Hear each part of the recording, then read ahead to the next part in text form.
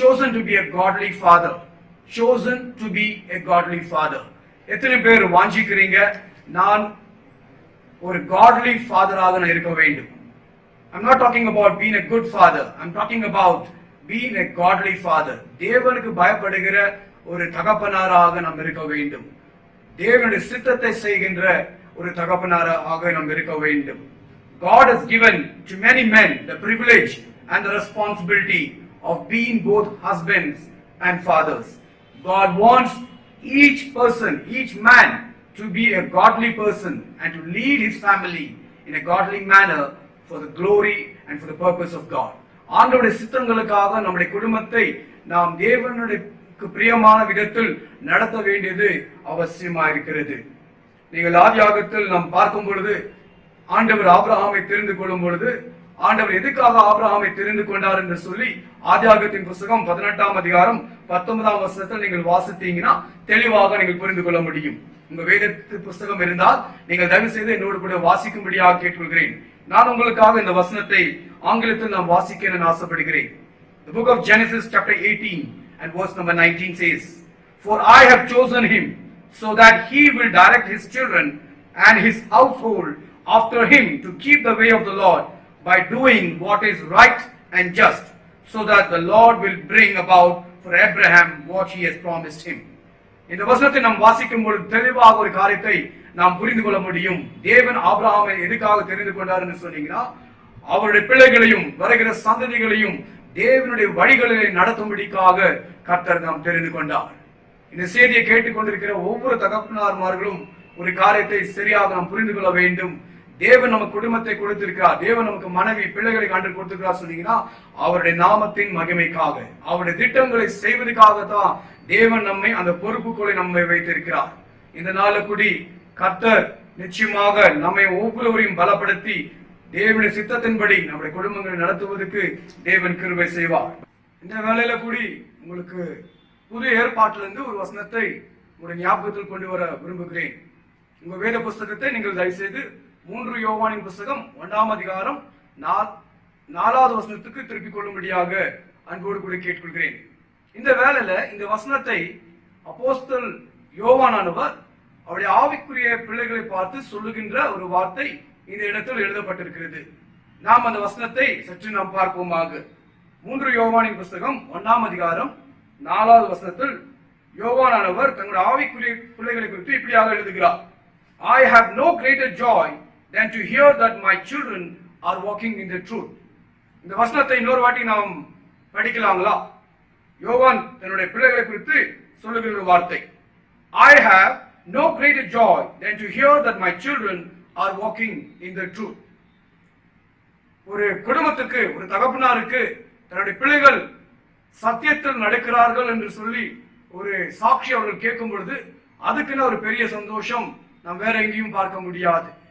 ஒவ்வொரு குடும்பத்தில் இருக்கிற தகப்பனாருக்கு இது ஒரு கோலாக இருக்க வேண்டும். என்னுடைய முழு குடும்பமானது சத்தியத்தில் நடக்க வேண்டும், என்னுடைய பிள்ளைகள் சத்தியத்துக்குள்ள நடக்க வேண்டும் என்று சொல்லி ஒரு கோல் நமக்கு இருக்க வேண்டியது அவசியமா இருக்கிறது. A godly father does well to pay attention to his own example, knowing that his children and others are watching and may be following his lead. ஒரு ஆவிக்குரிய தகப்பன், தேவனுக்கு பயப்படுகிற தகப்பன் ஒரு காரியத்தை தெளிவாக புரிந்து கொள்ள வேண்டும். நம்முடைய வாழ்க்கையை நாம் எப்படி வாழ்கிறோம் என்று சொல்லி ரொம்ப ரொம்ப முக்கியமா இருக்கிறது. காரணம், நம் குடும்பத்துக்கிற ஒவ்வொரு ஜனங்களும், நம்முடைய மனைவி, நம்முடைய பிள்ளைகள் எல்லோரும் நம்மை பார்த்து கொண்டே இருக்கிறார்கள். They may want to follow us. நம்ம சரியான ஒரு எக்ஸாம்பிளாக நாம் இருக்க வேண்டியது அவசியமா இருக்கிறது. 1 தீமோத்தேயுவின் புஸ்தகம் 4ஆம் அதிகாரம் 16வது வசனத்தை நீங்கள் வாசித்தீங்கன்னா, the book of Saint Timothy, 1 Timothy chapter 4 and verse 16 says, "Keep a close watch on yourself and on the teaching. Persist in this, for by doing so you will save both yourself and your hearers." நாம் வாழ்கிற வாழ்க்கையும் நாம் செய்கின்ற உபதேசங்கள், நம்ம சொல்லுகின்ற உபதேசங்கள் இரண்டு காரியங்களும் ஒன்றாக போக வேண்டும்.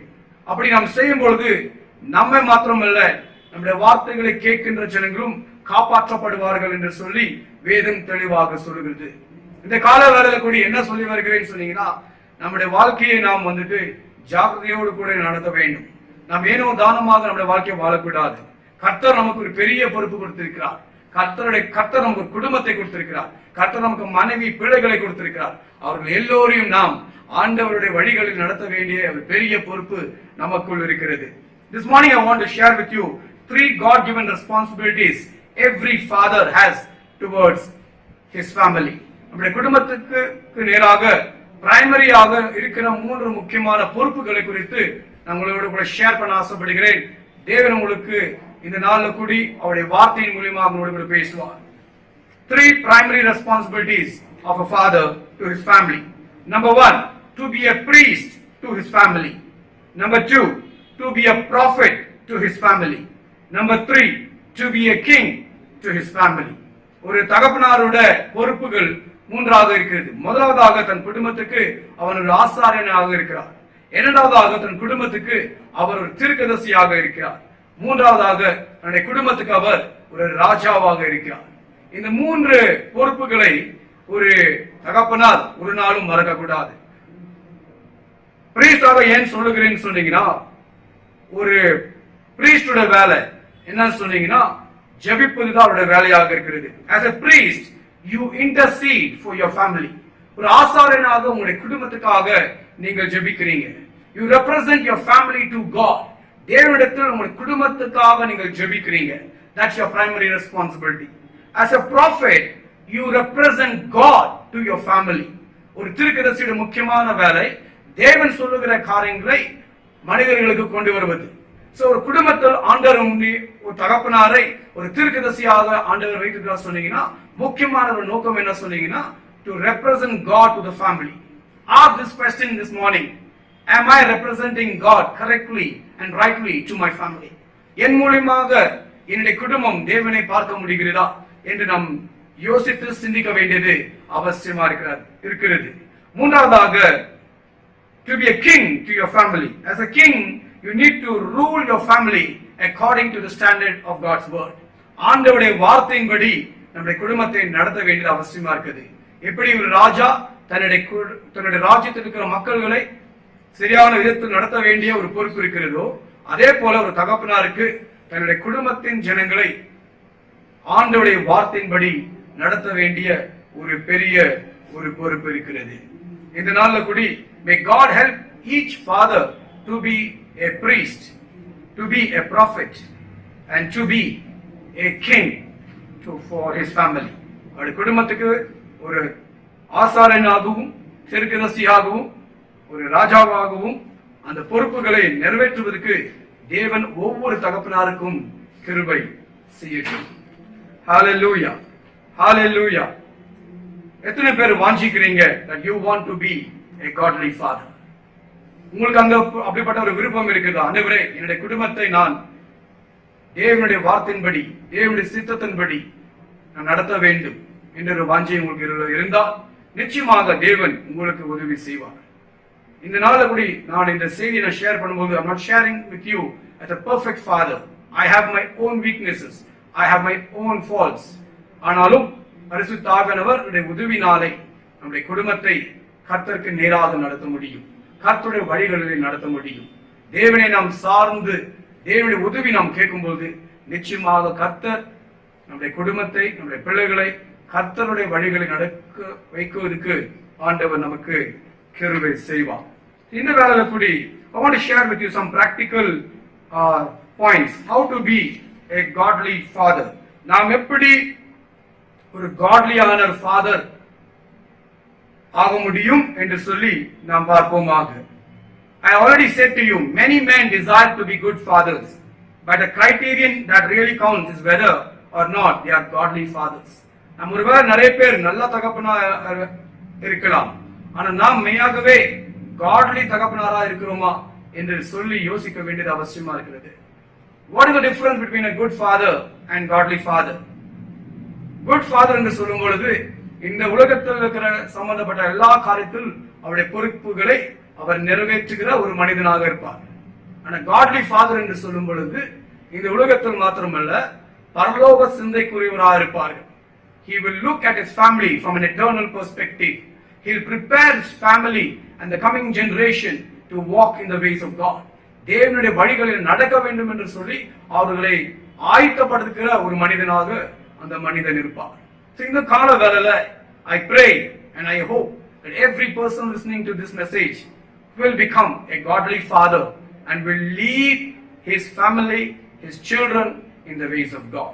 So I want to share with you 4 biblical principles that you can use in your life, and by God's grace you can lay a sound foundation in helping your family walk in the ways of God. Number 1, முதலாவதாக godly fathers are first godly men. I want to repeat that. Godly fathers are first godly men. என்னுடைய குடும்பம் கர்த்தருடைய வழிகளிலே நடக்க வேண்டும், கர்த்தருடைய வார்த்தைகளை கீழ்ப்படிய வேண்டும், கர்த்தருடைய சித்தத்தின்படி வாழ வேண்டும் என்று நாம் வாஞ்சித்தோம் என்று சொன்னீங்கன்னா, முதலாவதாக நாம் கர்த்தருக்கு பயப்படுகிற ஜனங்களாக இருக்க வேண்டும். As a father we must fear God. As a father we must obey God's word. As a father we must love to serve God and to walk in his ways. அவருடைய வழிகளில் நான் நடக்க வேண்டும், அவரை நான் அன்பு கூற வேண்டும், அவர் சொல்லுகிறபடி நான் நடக்க வேண்டும் என்று தீர்மானத்தை நாம் எடுக்க வேண்டியது அவசியமா இருக்கிறது. சோ முதலாவதாக நாம் கர்த்தருக்கு பயப்படுகிற ஜனங்களாக இருக்க வேண்டும். சில தகப்பனார்கள் நான் எப்படி வேணாலும் வாழுவேன், ஆனா என்னுடைய குடும்பம் கர்த்தருடைய வழிகளிலே நடக்க வேண்டும் என்று வாஞ்சிப்பார்கள். அப்படி இருக்கக்கூடாது. நாம் முதலாவதாக தேவனுக்கு பயப்பட வேண்டும். அப்பொழுது நம்முடைய குடும்பம் தேவனுக்கு பயப்பட வேண்டும். நாம் முதலாவதாக கர்த்தருடைய வார்த்தை நாம் கீழ்ப்படிய வேண்டும். அப்பொழுது நம்முடைய குடும்பம் கர்த்தருடைய வார்த்தைக்கு கீழ்ப்படியும். நம்முடைய பிள்ளைகள் கர்த்தருடைய வாழ்க்கைக்கு கீழ்ப்படிவார்கள். Children must be able to see an example of Christ in their fathers. நம்முடைய பிள்ளைகள் வந்துட்டு நமக்குள்ள கிறிஸ்துவை பார்க்க முடியும். They must be able to see Jesus Christ in our life. நம்முடைய குடும்பத்தை நாம் யோசித்து பார்ப்போம். அநேக தகப்பனார்கள் சபைகளிலே அவர்கள் நல்ல தகப்பனாராக இருப்பார்கள். சபைகளை வரும் பொழுது praise the Lord brother, praise the Lord sister என்று சொல்வார்கள். அவங்களுடைய கேரக்டர், அவங்களுடைய பிஹேவியர்கள் எல்லாமே நல்லா இருக்கும். ஆனா அவங்க வீட்டுகளுக்கு திரும்பி போகும் பொழுது அந்த இடத்தில் குடும்பத்துல வாழுகிற அவங்களுடைய மனைவி, அவங்களுடைய பிள்ளைகள் கிறிஸ்துவை அவர்களுக்குள்ளே பார்க்க வேண்டும். அந்த இடத்திலும் அந்த தேவனுடைய குணாதிசயங்கள் நமக்குள்ள வெளிப்பட வேண்டியது அவசியமா இருக்கிறது. 1 கொரிந்தியர் புத்தகம் 11ஆம் அதிகாரம் 1வது வசனத்துல பவுலானவர் இப்படியாக சொல்கிறார். Paul says in 1 Corinthians chapter 11 and verse 1, be imitators of me just as I am of Christ. நான் எப்படி கிறிஸ்துவை பின்பற்றுகிறேனோ அதே போல நீங்கள் என்னை பின்பற்ற வேண்டும். So முதலாவதாக நாம் கிறிஸ்துவை பின்பற்றுகிற மக்களாக இருக்க வேண்டும். As a father we must be a person who loves Christ and who follows Christ with all our heart. முழு இருதயத்தோடு கூட கிறிஸ்துவை ஃபாலோ பண்ணுகிற ஒரு மனிதனாக முதலாவது இருக்க வேண்டும். தேவனை அன்பு கூறுகிற ஒரு மனிதனாக நாம் இருக்க வேண்டியது அவசியமா இருக்கிறது. So your relationship with God matters. முதலாவது தகப்பனாகிய நாம் தேவனோடு கூட இருக்கிற அந்த உறவை நாம் சரிப்படுத்த வேண்டியது அவசியமா இருக்கிறது. நம்முடைய ஜெப வாழ்க்கையை நாம் சற்று யோசித்து பார்ப்போம். தேவனோடு கூட நாம் எவ்வளவு நேரம் செலவழிக்கிறோம், தேவனுக்கு நாம் முக்கியத்துவம் கொடுக்கிறோமா என்று சொல்லி நாம் யோசிக்க வேண்டியது அவசியமா இருக்கிறது. என் குடும்பம் கர்த்தருக்குள்ள வர வேண்டும், கர்த்தருடைய வார்த்தையின்படி நடக்க வேண்டும் என்று வாஞ்சித்தால் பத்தாது, அவங்களுக்கு நாம் ஒரு முன்மாதிரியாக இருக்க வேண்டியது அவசியமா இருக்கிறது. Set your life right first. முதலாவது நம்முடைய வாழ்க்கையை சரிப்படுத்துவோமாக. தேவன் நமக்கு உதவி செய்வதற்கு நம்மோடு கூட இருக்கிறார்.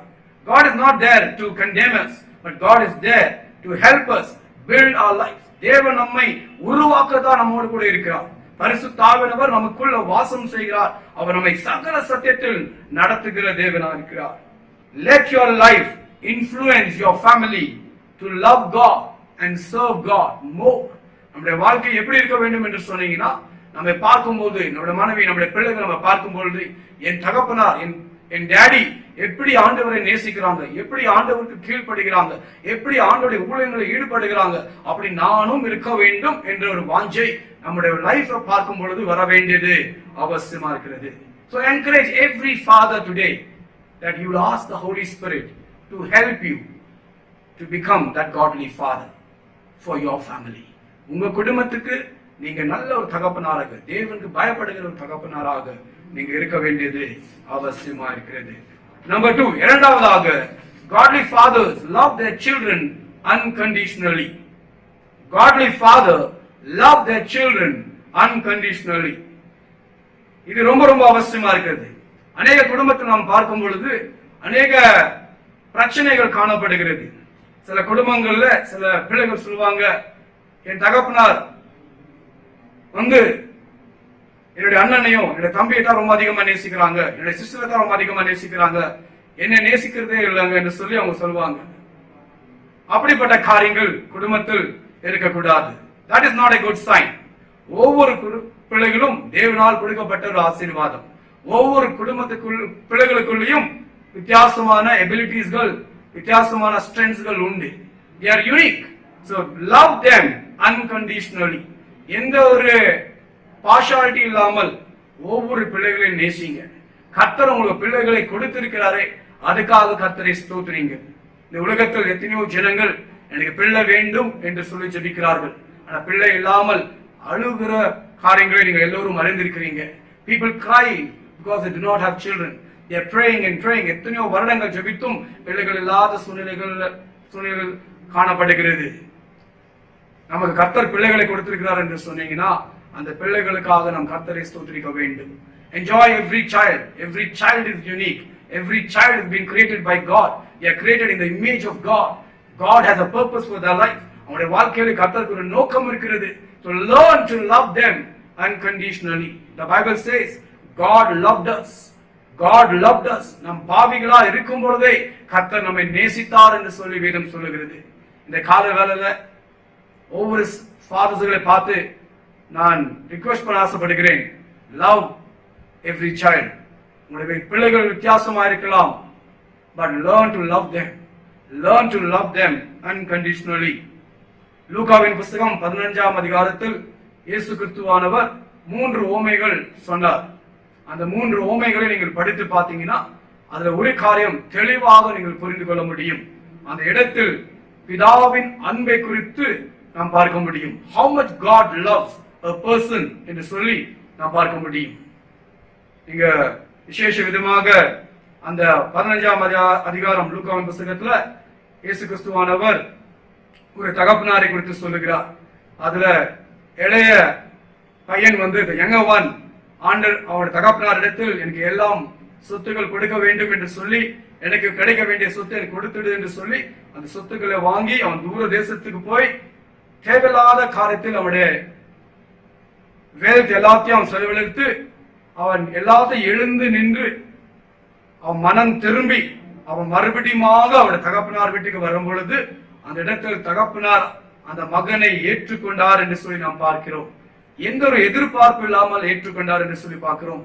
ஒவ்வொரு நாளும் அந்த தகப்பனார் கண்களை எடுத்து பார்ப்பார், இன்றைக்காவது என் மகன் திரும்பி வருவானா, இன்றைக்காவது என் மகன் திரும்பி வருவானா. அந்த மகனை தூரத்துல கண்ட பொழுது இந்த தகப்பனார் ஓடி போய் அவனை கட்டி பிடிச்சு முத்தம் எடுத்து அவனை ஆசீர்வதித்து மறுபடியும் அவனுக்கு கிடைக்க வேண்டிய எல்லா ஆசீர்வாதங்களை கொடுத்து ஆசீர்வதித்தார் என்று சொல்லி நாம் பார்க்கிறோம். My point is this: the father never disowned his son, but he blessed him. எந்த ஒரு எதிர்பார்ப்பு இல்லாமல் he loved him unconditionally. So as a father, it's our responsibility to love our children without partiality. I want to say one more time, every child has a purpose. தேவன் ஒவ்வொரு பிள்ளைகளை குறித்து ஆண்டவர் நோக்கத்தை வைத்திருக்கிறார். They are all unique. Love them uniquely. Hallelujah. Hallelujah. முதலாவது காரியம் நான் சொன்ன ஒரு காரியம், godly fathers are first godly men. இரண்டாவதாக நான் சொன்னேன், godly fathers love their children unconditionally. மூணாவதாக, godly fathers train their children how to love and honor God. Godly fathers train their children how to love and honor God. ரொம்ப ரொம்ப முக்கியமா இருக்கிறது. ஒரு உண்மையான godly தகப்பனார் தன்னுடைய பிள்ளைகளை கர்த்தருடைய வழிகளிலே நடத்துவதற்கு உதவி செய்வார். he will train his children. He will train his children. இன்னைக்கு நிறைய பேருக்கு ட்ரெய்னிங் என்று சொன்னால் பிடிக்காதுங்க. But the Bible says the importance of discipline. Training எந்த அளவுக்கு அவசியம் என்று சொல்லி வேதம் தெளிவாக நமக்கு சொல்லுகிறது. நீதிமொழிகளின் புத்தகம் 22ஆம் அதிகாரம் 6வது வசனத்தை நீங்கள் வாசித்தீங்கன்னா ஆண்டவருடைய வார்த்தை சொல்லுகிறது, train up a child in the way he should go, even when he is old he will not depart from it. ஒரு பிள்ளையை நாம் ட்ரெயின் பண்ணும் பொழுது அவர் சிறு வயதிலே அவனுக்கு ஆண்டவருடைய வார்த்தையினாலே கொடுத்து அவனை பலப்படுத்தும் பொழுது அவன் வயதான காலத்தில் கூடி அதை விட்டு விலக மாட்டார் என்று சொல்லி நாம் பார்க்க முடியும். எபேசியரின் புத்தகம் 6ஆம் அதிகாரம் 4வது வசனத்தை நீங்கள் வாசித்தீங்கன்னா இப்படியாக சொல்லுகிறது, fathers, do not provoke your children to anger, but bring them up in the discipline and instruction of the Lord. I want to repeat this verse one more time. இந்த வசனத்தை எல்லாம் தகப்பனார்மார்கள் விசேஷ விதமாக வாசிக்கும்படியாகவும் என்னோடு கூட சொல்லும்படியாக அன்போடு கூட கேட்டுக்கொள்கிறேன். Fathers, do not provoke your children to anger, but bring them up in the discipline and instruction of the Lord. இந்த இடத்தில் பவுலானவர் தகப்பனார்மார்களுக்கு கொடுக்கிற ஆலோசனை நாம் பார்க்க முடியும். இந்த இடத்தில் பவுல் சொல்றாருங்க, fathers should not provoke their children. பிள்ளைகளை நாம் வந்துட்டு கோபப்படுத்தக்கூடாது. We must not do things that provoke our children, that make our children angry and upset, but instead we must bring them in discipline and instruction of the Lord. I want to say something very important here. இந்த இடத்துல ஏதோ ஒரு முக்கியமான காரியத்தை நான் சொல்ல ஆசைப்படுகிறேன். சில குடும்பங்களை நாம் பார்க்கும் பொழுது கர்த்தருடைய காரியங்கள், ஆவிக்குரிய காரியங்கள் என்று வரும் பொழுது சில நேரங்களிலே தகப்பனார்கள் அந்த பொறுப்பை தன்னுடைய மனைவியிடத்தில் விட்டு விடுகிறார்கள். They give that responsibility to the wife and they escape. This is not the right way to do it. வேதம் தெளிவாக சொல்கிறது தகப்பனாருடைய பொறுப்பு என்னவாக இருக்கிறது. In this particular verse which you read in Ephesians chapter 6 and verse 4, the instruction is to the fathers. இந்த instruction ஆனது தகப்பனாருக்கு தான் இருக்கிறது. Bring your children in discipline and instruction of the Lord. So you and me must take time to discipline our children, to bring our children in the instruction of the Lord.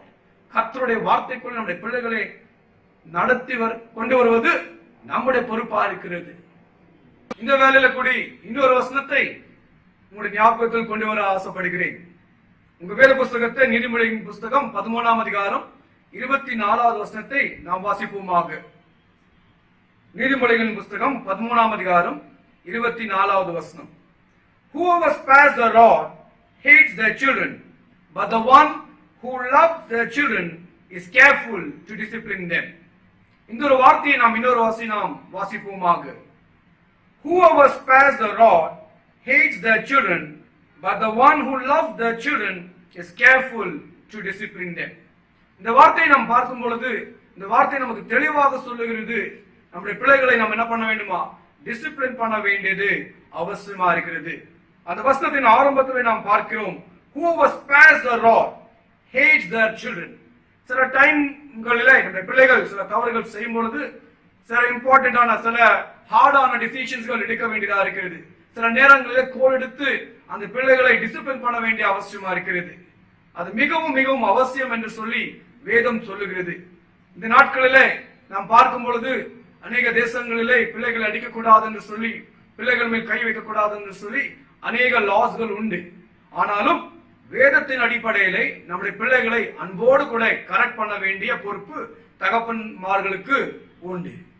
நாம் நம்முடைய பிள்ளைகளை correct செய்யும் பொழுது அவர்கள் நம்முடைய குடும்பத்துக்கு மாத்திரமல்ல சமுதாயத்துக்கும் அவர்கள் ஆசீர்வாதமாக இருப்பார்கள்.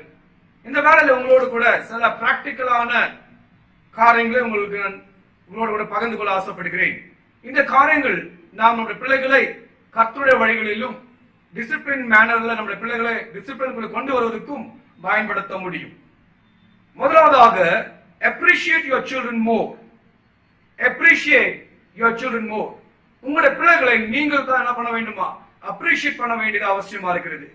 சில நேரங்களிலே பெற்றோர்களாகிய நாம் சில நேரங்கள் நம்முடைய பிள்ளைகளை அப்ரிஷியேட் பண்ண நாம் மறந்து விடுகிறோம். நாம் அப்படியே சும்மாவே இருந்து விடுகிறோம். நாம் ஒவ்வொரு நேரத்திலும் நம்முடைய பிள்ளைகள் நல்ல காரியங்கள், பாசிட்டிவான காரியங்கள், சில காரியங்கள் ஒபே பண்ணும் பொழுது, அவங்களை நம்ம அப்ரிஷியேட் செய்யும் பொழுது, அது அவங்களுடைய வாழ்க்கையில ஒரு பெரிய பாசிட்டிவான இன்ஃப்ளூயன்ஸை கொண்டு வரும். அது அவங்க நம்ம அப்ரிஷியேட் செய்யும் பொழுது அவர்கள் இன்னும் டிசிப்ளினுக்குள்ளேயும் அவர்கள் வளருவார்கள். கர்த்தர் அவங்களை அவருடைய வழிகளிலே நடத்துவார் என்று சொல்லி நாம் பார்க்க முடியும். So learn to appreciate your children more. இரண்டாவதாக, learn to talk to your child as a friend. எத்தனை பேருக்கு தன்னுடைய பிள்ளைகளோடு கூட ஒரு நண்பரை போல பேசுகின்ற ஒரு அனுபவம் உண்டு? எத்தனை பிள்ளைகள் தன்னுடைய தகப்பனாரிடத்தில் தைரியமாக வந்து ஒரு ஃப்ரீயாக வந்து பேசுகிற ஒரு வாய்ப்புகள் நாம் செய்து கொடுக்கிறோம்? நாம் யோசிக்க வேண்டும். நம்முடைய பிள்ளைகளோடு கூட நாம் ஒரு ஃப்ரெண்டாக பேச வேண்டியது அவசியமா இருக்கிறது. Allow your children to express their feelings. அவருடைய பிள்ளைகளுடைய வாழ்க்கையில் என்ன காரியங்கள் நடந்து கொண்டிருக்கிறது, what they feel, அந்த காரியங்களை ஒரு பயம் இல்லாமல் அவர்கள் நம்மோடு கூட பகிர்ந்து கொள்வதற்கு நாம் வழிவாசல்களை திறக்க வேண்டும்.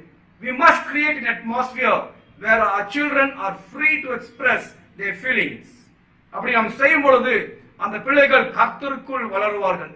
அந்த பிள்ளைகளுக்குள் ஒரு தைரியம் வரும். வாழ்க்கையில் என்ன பிரச்சனை வந்தாலும் நான் என் தகப்பனாரிடத்தில், நான் என்னுடைய தாயினிடத்தில் நாம் போக முடியும் என்ற ஒரு நம்பிக்கை அவருக்குள் உருவாகும். So learn to talk to your children on a regular basis. ஒவ்வொரு நாளும் நேரத்தை எடுத்துக்கொண்டு உங்களுடைய பிள்ளைகளோடு கூட பேசுங்கள். மூணாவதாக, respect them and value them. Respect them and value them. நாம் ஏன் நம்முடைய பிள்ளைகளை நாம் ரெஸ்பெக்ட் பண்ண வேண்டும்? வேதம் தெளிவாக சொல்லுகிறது, கர்த்தர் ஒவ்வொருவரையும் அவருடைய சாயல படைத்திருக்கிறார். ஒவ்வொரு மனிதனுக்குள்ளேயும் கர்த்தருடைய ஒரு சித்தம் இருக்கிறது. தேவன் அவங்க மூலியமாக சில காரியங்களை செய்ய விரும்புகிறார். அதனாலே நாம் ஒவ்வொருவரையும் நம்ம என்ன பண்ண வேண்டுமா? ரெஸ்பெக்ட் செய்ய வேண்டியது அவசியமா இருக்கிறது. நம்முடைய பிள்ளைகளை முதலாவதாக நாம் ரெஸ்பெக்ட் செய்ய கற்றுக்கொள்ள வேண்டும். We must learn to value them because God values them. ஆண்டவர் அவங்களை அதிகமாக நேசிக்கிறார். ஆண்டவர் அவங்களுக்கு ஒரு வேல்யூ கொடுத்திருக்கிறார். ஆண்டவர் அவங்களை கனப்படுத்தினபடினாலே நாமும் நம்முடைய பிள்ளைகளை கனப்படுத்த வேண்டியது அவசியமா இருக்கிறது. Fourthly, when a child does something wrong, correct your child in love. ஒரு பிள்ளை ஒரு தப்பு பண்ணும் பொழுது அந்த பிள்ளையை அன்போடு கூட கரெக்ட் பண்ணுங்க. Correct, don't condemn. Correct, don't condemn. Don't use abusive language. சில தகப்பனார்மார்கள் பிள்ளைகள் தப்பு பண்ணும்பொழுது தவறான வார்த்தைகளை உபயோகப்படுத்துவாங்க. My friend, that causes a lot of damage for the child. Specifically, as a child of God, you should never use abusive language. Do not beat your child in an uncontrolled manner. உங்க பிள்ளைகளை கோபம் வந்து control பண்ண முடியாமல் நீங்க அடிக்கிற ஒரு தகப்பனாராக இருக்கக்கூடாது. Correct them with love. Correct them with love. Help your child to understand the boundaries. Help your child to understand the boundaries. The word boundaries means your child should know what is acceptable and what is not acceptable. Your child should know what is acceptable and what is not acceptable. Another tip of advice, learn to reward your children sometimes. Learn to reward your children sometimes. அவர்கள் காரியங்களை செய்யும் பொழுது, நல்ல காரியங்கள் செய்யும் பொழுது, உங்களுக்கு கீழ்ப்படியும் பொழுது, learn to reward them. It will help them more to be in God's discipline. கர்த்தருடைய அந்த டிசிப்ளினுக்குள்ள நடப்பதற்கு அது உதவியாக இருக்கும். Remember, every discipline that you take must align with God's word. நாம் எடுக்கிற ஒவ்வொரு டிசிப்ளின் ஆன காரியங்கள் தேவனுடைய வார்த்தைக்கு நேராக இருக்க வேண்டும். It should not be against God's word. It should be according to God's word. Remember, discipline is for restoration and not for destruction. Discipline is for restoration and not for destruction. இந்த point நான் சொல்லும் பொழுது I want to take some time to talk to all the mothers at this time. யாரெல்லாம் இந்த செய்தியை கேட்டுக்கொண்டிருக்கிறீங்க as a family, I would specifically want to talk to both father and mother at this time. ரெண்டு பேர்ல ஒரு பிள்ளை தப்பு பண்ணும்போது ரெண்டு பேர்ல யாரா ஒருத்தர் வந்துட்டு பிள்ளையை கரெக்ட் பண்ணும்பொழுது see to that the other person does not go immediately and try to protect that child. நிறைய குடும்பத்தில் பார்க்கிறோம், தகப்பனார் தன்னுடைய பிள்ளையை கரெக்ட் பண்ணும் பொழுது உடனே அம்மா போய் என்ன பண்ணுவாங்களா, அடிக்காதீங்க அடிக்காதீங்க சொல்லி என்ன பண்ணுவாங்களா, ப்ரொடெக்ட் பண்ணுவாங்க. இல்ல அம்மா கரெக்ட் பண்ணும்பொழுது உடனே தகப்பனார் போய் என்ன பண்ணுவாங்களா, கரெக்ட், ஐயோ அடிக்காத அடிக்காத சொல்லுவாங்க. அப்படி பண்ணும்பொழுது என்ன ஆகுது சொன்னீங்கன்னா, one becomes a hero and other becomes a villain. One becomes a hero and other becomes a villain. When somebody is correcting, give some space, and then later on help the child understand why that particular punishment was given. Why that particular punishment was given. Help the child to understand his or her mistake. And once again, love them. Once again, love them. Hallelujah. Hallelujah. Fourthly, godly fathers are providers. Godly fathers are providers. வேதத்தில் வாசிக்கும் பொழுது ஒரு காரியம் தேவனை குறித்து தெளிவாக பார்க்க முடியும். God is a giver. God is a giver. The Bible says God loved the world so much that he gave his only son, that whoever believes in him should not perish but have everlasting life. தேவன் இந்த உலகத்தை எந்த அளவுக்கு அன்பு கூர்ந்தார் சொன்னீங்கன்னா, அவருடைய பேரான குமாரனை அவர் கொடுத்தார். அவரை விசுவாசிக்கின்ற பிள்ளைகள் அழிந்து போகாமல் கெட்டு போகாமல் அவர்கள் நித்திய ஜீவன் அடையும்படியாக தேவன் தம்முடைய ஒரே பேரான குமாரனை கொடுத்தார். The point is this: God is a provider. God is a provider. James chapter 1 verse 7 says, every good thing and every perfect gift comes from above. தேவன் நன்மைகளை கொடுக்கின்ற தேவனா இருக்கிறார். தேவன் நன்மைகளை கொடுக்கின்ற தேவனா இருக்கிறார். So as a godly father, it's our responsibility to provide for our family. நம்முடைய குடும்பத்தினுடைய தேவைகளை சந்திப்பது நம்முடைய கடமையா இருக்கிறது. Love must translate into giving. Love must translate into giving. As a godly father, you must understand the various needs of your family. ஒவ்வொரு காலகட்டத்தில் ஒவ்வொரு தேவைகள் இருக்கும் குடும்பத்தில். அந்த தேவைகளை ஒரு தகப்பனார், தேவனுக்கு பயப்படுகிற ஒரு godly தகப்பனார் புரிந்து கொள்ள வேண்டியது அவசியமா இருக்கிறது. He must be a provider. Do your best to provide for your family. 1 தீமோத்தேயுவின் புத்தகம் 5ஆம் அதிகாரம் 8வது வசனத்தை நீங்கள் வாசித்தீங்கன்னா ஒரு காரியத்தை தெளிவாக புரிந்து கொள்ள முடியும்.